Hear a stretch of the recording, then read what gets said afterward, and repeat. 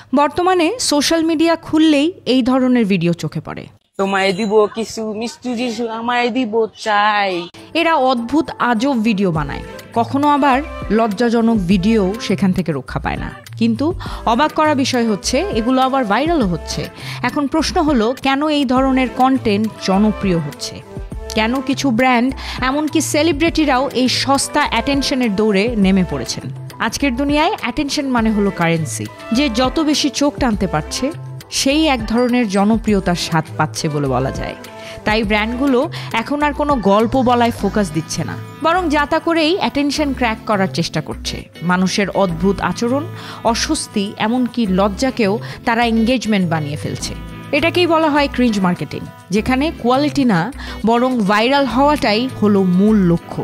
সমস্যা হলো এই দৌড়ে আমরা হারাচ্ছি ব্র্যান্ডের মূল্যবোধ, সৃজনশীলতা এবং বিশ্বাসযোগ্যতা। এমনকি অনেক তরুণীরাও এই সময় মিসগাইডেড হয়ে পড়ছে। ভাইরাল হওয়াটাই হচ্ছে সফলতা, কিন্তু বাস্তবতা হলো এসব কিছু ভাইরাল হয় কিন্তু বেশি দিন টেকে না। দর্শক হাসে, স্ক্রল করে এবং ভুলেও যায়, কিন্তু লং টার্মে দর্শক বা কাস্টমারদের মনে কি গেঁথে থাকে জানেন? বিশ্বাসের গল্প, যা স্পষ্ট। তাই আমরা বিশ্বাস করি যে একটি ব্র্যান্ড শুধুমাত্র প্রোডাক্ট সেল করে না, বরং মানুষের সাথে সম্পর্ক তৈরি করে।